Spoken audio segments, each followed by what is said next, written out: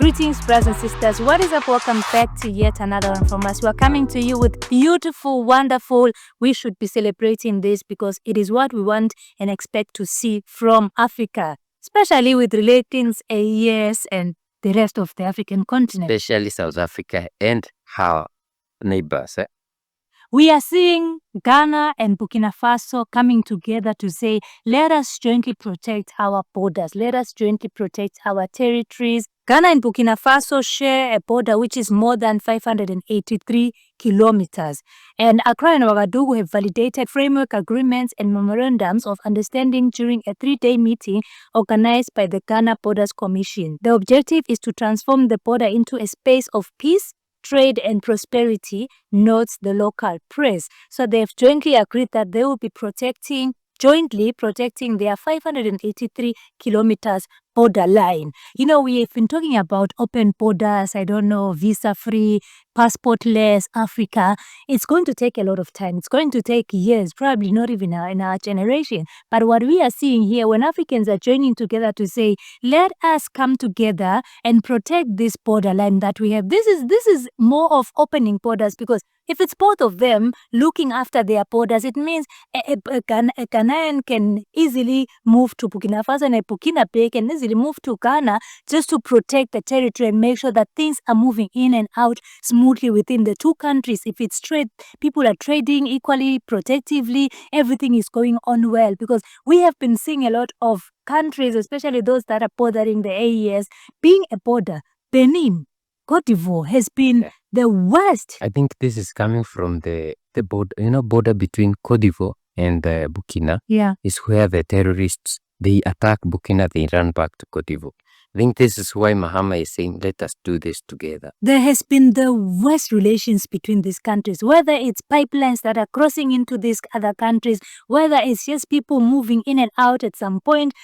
In Cote d'Ivoire, Burkina Faso were arrested. People who are doing business in that country being arrested and sent back to their country. You wonder, do you even think before you do such and such decisions? Sierra Leone last week was in Burkina Faso going to talk about how ECOWAS and the AES, Burkina Faso should come back and work together. What we're seeing with Mahama and Traore is that they are saying, Burkina Faso, you as Ghana, let us work together. And that's the kind of relations that we've been advocating for, because you can't tell me Burkina Faso and ECOWAS.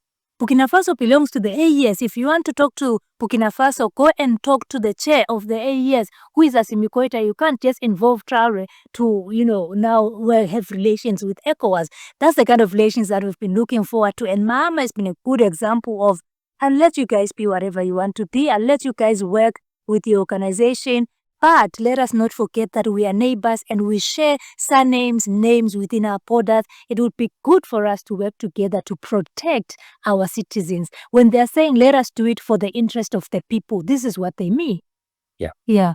And if there's one border that I love, the way it works, is the Ghana-Burkina border. It's very open.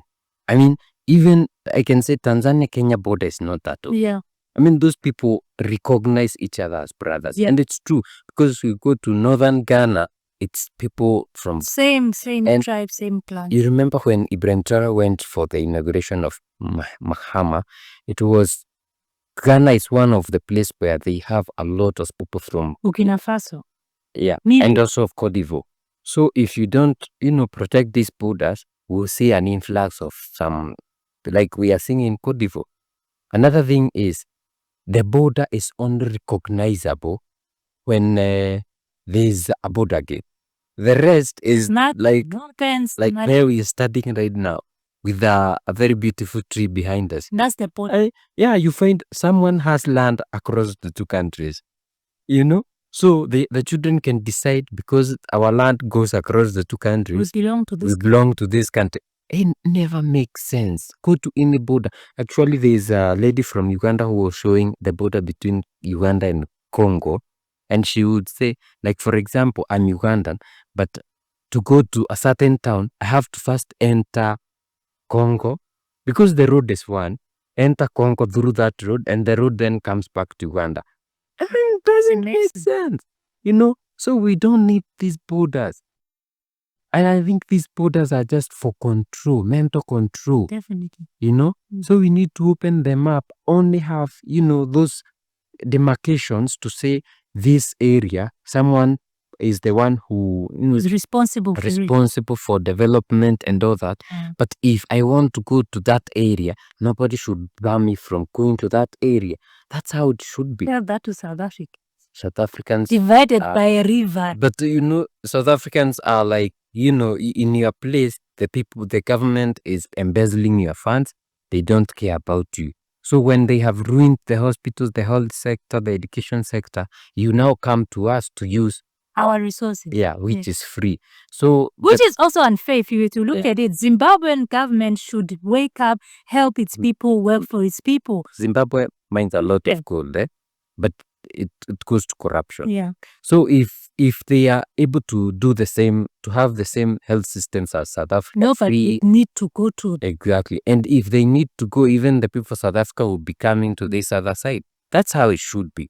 But now they don't do that. So I think the people of South Africa are like, you are sucking ours and we can't even go to because it's a tax from our people and we cannot benefit from it. So it's one way. Although we can only blame this government because they won't say open and they keep on embezzling the funds that are supposed to be for health. But kudos to Ghana and Burkina. I was so positive when Mahama became president because he was always pro the AES. Yeah. And I don't know what is keeping him from joining the AES. But I mean, this guy might be just watching because when he went even to Burkina, the Ghanaians in Burkina, the Ghanaians in Niger, the Ghanaians Mali were screaming, we want Ghana to join the AES. But I think the agreements that these countries do with the imperialists and the colonialists, and it's so difficult to get yourself out unless you do it forcefully like the AES. Yeah. But we don't know what he's thinking. Maybe he's waiting for some 2-3 years, then he'll be back, which will be amazing because now the AES will have a port. Yeah. You see? Brothers and sisters, let us know what you think about this in the comment section down below. We are excited about this news and looking forward to the progress that the Ghanaians and Burkinabés will benefit from this. Also, if you would love to support us, we have Buy Me a Coffee. We also have Super Thank and Super Chat. You can also support us by buying our merchandise. Join our WhatsApp group. Let us have more conversations on WhatsApp. And a lot of you are joining. Yeah. So thank you for coming on board. We'll see you in the next one. Bye-bye.